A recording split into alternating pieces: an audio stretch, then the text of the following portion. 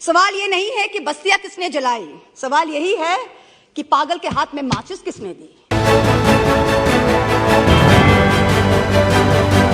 Industrial output has shrunk by 4% in October to a 26-month low. The manufacturing sector contracted 5.6%. Manufacturing is still the biggest generator of jobs. 17 of the industry sectors that make up the index of industrial production have recorded negative growth rates. Honorable Speaker, sir, on behalf of my party, the All India Trinamool Congress, I rise to speak on the additional demand for grants 22-23. I begin by quoting the author Jonathan Swift. As the vilest writer has his readers, so the greatest liar has his believers. And it often happens that if a lie be believed for only 1 hour, it has done its work. Falsehood flies and truth comes limping after it. This government has us believe every February that this country's economy is going great guns. We are the fastest growing, most efficient global player. Everyone is getting employment. We're getting gas cylinders. We're getting electricity. We're getting pakka houses. This falsehood flies for about 8 to 10 months, and then the truth comes limping after it. And now we are in December, and the government says it needs another 3.26 lakh crores of additional funds over and above the budget estimate. The government and the ruling party coined the term pappu. You use it to denigrate, to signify extreme incompetence. Let me use the next few minutes to point out what the data, the statistics tell us as to who the actual pappu really is. NSO numbers were out yesterday. Industrial output has shrunk by 4% in October to a 26-month low. The manufacturing sector contracted 5.6%. Manufacturing is still the biggest generator of jobs. 17 of the industry sectors that make up the index of industrial production have recorded negative growth rates. Forex reserves have fallen by $72 billion in under a year. The Honorable Finance Minister yesterday during question hour mentioned how apparently 50% of FII inflows into emerging markets are coming into India. Wonderful. But her colleague, the Minister of State for External Affairs, just last Friday, in response to a question in this very House, stated that almost 2 lakh people, 1,83,741 people, renounced their Indian citizenship in the first 10 months of 2022. This exodus in 2022 takes the total number of Indians renouncing Indian citizenship under this government in the past 9 years since 2014 to over 12.5 lakh people. This year has already seen more people giving up Indian citizenship than any single given year. High net worth individuals are willing to pay up to $1 million to get citizenship of Portugal, of St. Kitts, of Greece. Is this the sign of a healthy economic environment? Of a healthy tax environment? Who's the pappu now? There is an atmosphere of terror in this country with the sword of the Enforcement Directorate hanging over businessmen and high net worth individuals. The ruling party buys lawmakers for hundreds of crores, and yet members of the opposition represent 95% of lawmakers under investigation by the Enforcement Directorate. But forget politicians. They're tough. They can fend for themselves. Businessmen and high net worth individuals are soft targets. In the monsoon session, in response to a query from my honourable colleague from the JDU, Mr. Rajiv Ranjan Singh, the Finance Ministry informed this House that in the past 17 years, the ED has opened 5,422 investigations under the PMLA, but has convicted only 23 people. That is a conviction rate of a pathetic 0.5%. Since 2011, the ED has launched 1,600 investigations, 1,800 raids, and convicted only 10 people. In the supplementary demand for grants, I see that the government is asking for an additional 2,900 crores to buy land and ready-built accommodation, office accommodation for the Enforcement Directorate. The taxpayers, you and I, are paying for the ED's operations, for their prosecutions, for their investigations, for their foreign junkets. So do Parliament and public representatives have no right to ask this na khaunga, na khane dunga sarkar, who's presiding over the ED, why there is such a pathetic conviction rate of 0.5%? Is the ED's job only to harass people, or is it to actually track down and catch the perpetrators of financial crimes? What is this level of incompetence? Who's the pappu now? Members of the ruling party continue to spread falsehoods about the benefits of demonetization ad nauseum with no regard to the actual data. You have not achieved the goals of a cashless digital economy. You have not achieved the goals of phasing out fake currency, even after 6 years of your dhamaka announcement.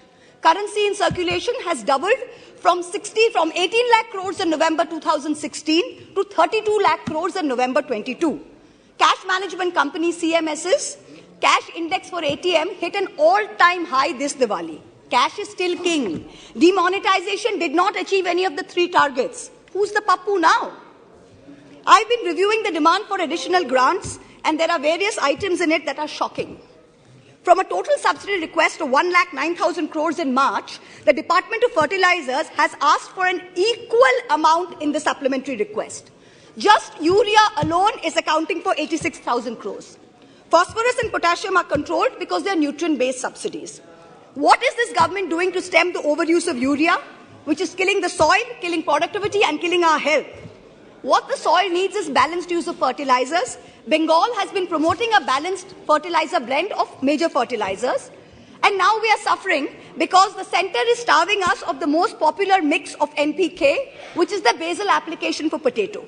During November 22, Bengal asked for a certain amount, and only 33% of our demand for balanced fertilizers was met by the center. Most of the urea-based subsidy is going to GAIL, because GAIL supplies the maximum gas to the fertilizer sector. When are we going to see the much-promised reform and competition in this natural gas sector? When are we going to see the promised transmission system operator, the unbundling of GAIL? Is the government hiding and protecting GAIL under the garb of providing urea subsidies to people? Nearly 2,000 crores supplementary demand is for large industry, whereas only 233 crores is for the MSME sector. But the MSME sector accounts for 90% of jobs in the industrial sector. These are very distorted priorities. About 45,000 crores demand is for Manrega and other rural employment schemes. This is far too little, far too late. The rural sector accounts for nearly 2/3 of employment in this country. Field reports suggest that only a very small fraction of rural households are getting Manrega jobs. That too not more than 30 to 40 days instead of the assured 100 days. That too, there's a 3 to 4 week lag in wage payment simply because there is inadequate allocation of funds. There is also no supplementary demand for subsidized food delivery under PDS. There's an overall anti-poor bias in the supplementary demand for grants. BSNL is being provided, this is very interesting, BSNL is being provided a viability gap funding of 18,000 crores for rural wireline operations. Prima facie, I don't have a problem with this. But if the government of India wants to keep giving BSNL viability gap funding, it is also giving it free spectrum worth 30,000 crores. Then why not make BSNL free roaming rural for everybody?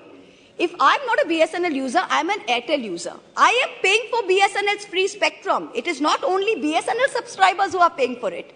So if Airtel has poor network in a rural area, why can my phone not latch on to BSNL? Taxpayers are paying for this. Make it free for all in rural areas. The supplementary demand for grants will amount to an additional expenditure of about 4.36 lakh crores. This is going to raise the fiscal deficit above the target that you mentioned in the budget. So what is the government's additional revenue mobilization measures, especially non-tax revenue, that is going to make up the additional expenditure so we stay within the fiscal demand targets, fiscal deficit target? The Honorable Finance Minister yesterday stood in this House and she likened us, the opposition, to Videsh ka dushman. And she said, we have Jalan ka bhavna at India's growth. I stand here today to tell the Honorable Minister, wherever she may be, to tell this government, to tell this ruling party, that all of us here have given up our lives, our youth, our jibon, our jobon, as it were, to dedicate ourselves to the service of this great land, to the service of its people. We represent the farthest corners of this country, from Karimpur to Kutch, from Katgodam to Kasargod. It is our inalienable right to ask the questions of this government. It is our right to question your incompetence. And it is this government's Raj Dharma that should make the treasury benches sit down, listen to our voices, and not react like the proverbial Khisyani Billi. It requires enormous courage and tenacity to simply stand up here and speak the truth, and we are doing it. In contrast, the ruling party is moving from one incendiary issue to another, from the division of Bengal into North and South, to the Citizenship Amendment Bill, to releasing convicted lifetime murderers and rapists just before an election, to openly trying to challenge the judiciary into submission. You somehow keep hoping that you will scare India into submission and you will keep winning power term after term. But it's not working. You just went to election in 3 states. With all your might, with all your resources, you won in only one. The president of the ruling party could not hold on to his own home state. Who's the pappu now? A certain honorable MP from the treasury benches, who's given to trespassing in high security zones, who goads us all with equal measure of falsehood and fake bravado, yesterday took cheap pot shots at my state, the state of Bengal, with false claims of diversion of Manrega funds. To him I say this, sir, don't push your luck. I went to Mount Holyoke College. I worship Ma Kali. And I've been elected twice from a border constituency.